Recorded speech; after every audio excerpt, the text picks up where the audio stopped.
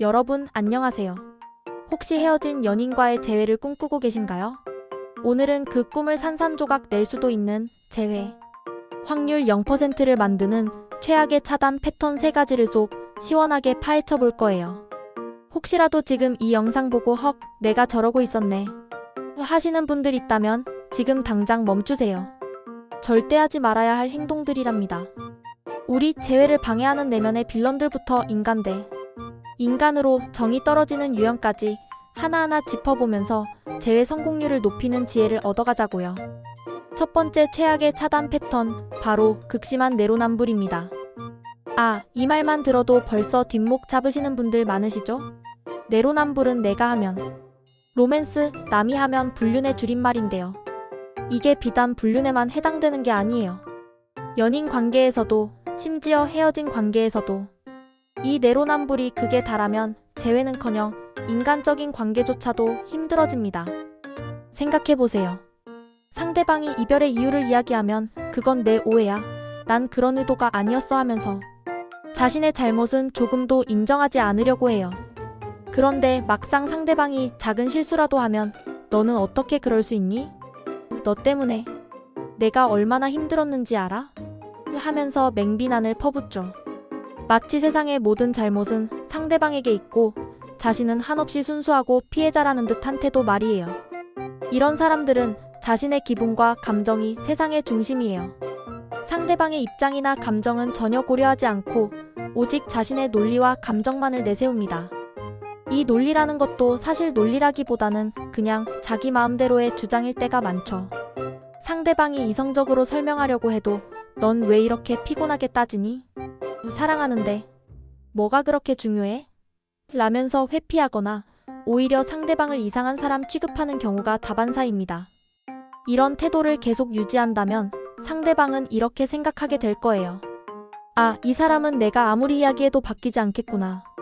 내 감정은 전혀 중요하지 않고 오직 자기만 생각하는 사람이구나.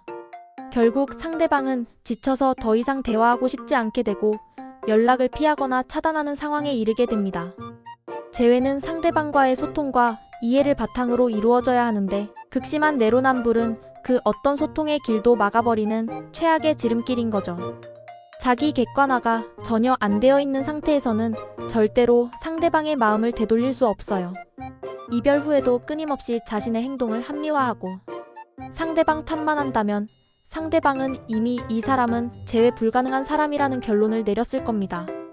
두 번째 최악의 차단 패턴은 바로 상대방의 개인 공간 침범 및 지나친 집착입니다. 이별은 슬프고 힘든 일이라는 거 누구보다 잘 알아요. 하지만 그렇다고 해서 상대방의 의사를 무시하고 끊임없이 연락을 시도하거나 사생활을 침범하는 행동은 재회를 영원히 물 건너가게 하는 지름길입니다. 내가 널 얼마나 사랑했는데 이별이 너무 힘들어서 그래 라는 마음은 이해하지만 상대방에게는 그럴수록 더 큰 부담과 공포로 다가올 수 있어요. 예를 들어 상대방이 분명 연락하지 말아달라고 요청했음에도 불구하고 밤낮 가리지 않고 수십 통의 전화를 걸거나 문자 메시지를 폭탄처럼 보내는 경우를 생각해 볼까요? 심지어 친구나 지인들을 통해 상대방의 근황을 캐내려고 하거나 상대방의 SNS를 계속 염탐하고 간섭하는 행동까지 서슴지 않는 경우도 있어요. 더 심하면 상대방의 집이나 직장 근처에 찾아가서 기다리거나 우연을 가장해서 자꾸 마주치려고 시도하는 경우도 있죠.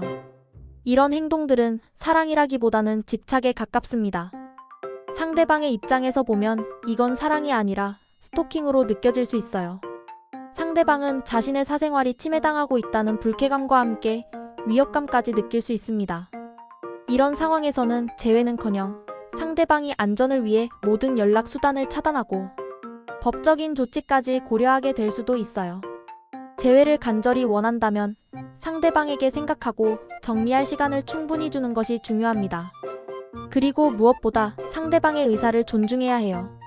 상대방이 연락하지 말아달라고 했다면 그 말을 존중하고 일정 기간 동안은 연락을 끊는 것이 현명합니다. 이른바 이별 후 잠수 또는 노 컨택트 기간을 가지는 거죠. 이 기간 동안 자신을 돌아보고 상대방에 대한 집착이 아닌 진정한 사랑을 위한 성숙한 태도를 배우는 것이 필요해요. 무작정 매달리고 집착한다고 해서 상대방의 마음이 돌아오지 않아요. 오히려 역효과만 불러올 뿐입니다.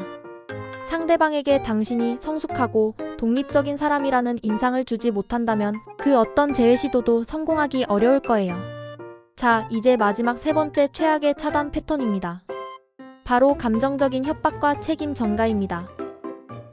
이 유형은 정말이지 상대방의 모든 감정 에너지를 빨아들이는 블랙홀 같은 존재죠. 이별 후에 상대방의 마음을 되돌리기 위해 너 없으면 아무것도 못해. 너 때문에 너무 힘들어서 죽을 것 같아.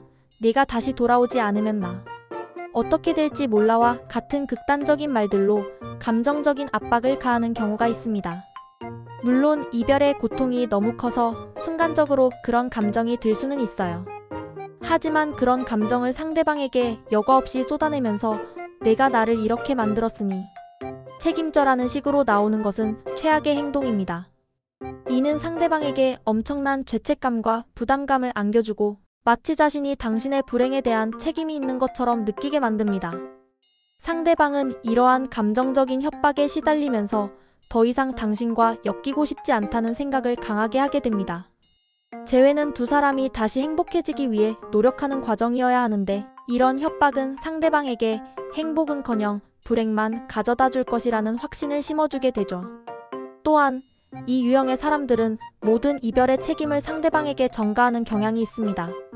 내가 나에게 신경을 안 써줘서 그래. 네가 바람을 펴서 우리가 이렇게 된 거야 등 자신은 아무런 잘못이 없고 오로지 상대방의 잘못 때문에 이별하게 되었다는 식으로 몰아가는 거죠. 심지어 자신의 행동 때문에 이별이 초래되었음에도 불구하고 상대방이 자신을 떠나는 행동 자체를 비난하면서 어떻게 나를 버릴 수 있어? 라며 피해자 코스프레를 하기도 합니다.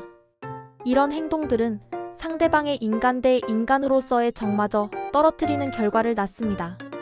이별의 책임은 보통 한쪽에만 있지 않아요. 대부분은 양쪽 모두에게 어느 정도의 책임이 있습니다. 설령 상대방의 잘못이 더 크다고 할지라도 이별 후에는 자신의 행동을 돌아보고 반성하는 자세가 필요합니다. 무조건적인 책임 전가는 상대방으로 하여금 이 사람은 절대로 자기 반성이라는 걸 하지 않는 사람이구나. 나랑 다시 만나봤자 똑같은 일만 반복될 거야 라는 결론을 내리게 합니다.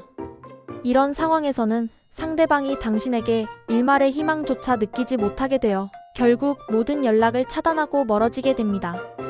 여러분, 오늘 살펴본 세 가지 최악의 차단 패턴들 혹시 자신에게 해당되는 부분이 있었나요? 극심한 내로남불, 상대방의 개인 공간 침범 및 지나친 집착, 그리고 감정적인 협박과 책임 전가, 이 세 가지는 재회를 꿈꾼다면 절대 하지 말아야 할 행동들입니다. 재회는 결코 쉬운 일이 아니지만 불가능한 일도 아닙니다. 다만 상대방의 마음을 다시 얻기 위해서는 먼저 자신을 돌아보고 스스로의 부정적인 모습을 개선하려는 노력이 반드시 필요해요. 상대방의 입장을 이해하려 노력하고 상대방의 개인적인 공간과 시간을 존중하며 감정적인 성숙함을 보여줄 때 비로소 재회의 문이 조금씩 열릴 수 있습니다. 지금 당장 이 영상을 보고 깨달은 점이 있다면 오늘부터라도 재회를 방해하는 내면의 빌런들을 제거하고 긍정적이고 성숙한 모습으로 변화하기 위해 노력해보세요. 여러분의 재회를 진심으로 응원합니다. 다음에 더 유익한 영상으로 찾아올게요. 구독과 좋아요, 알림 설정 잊지 마세요. 안녕.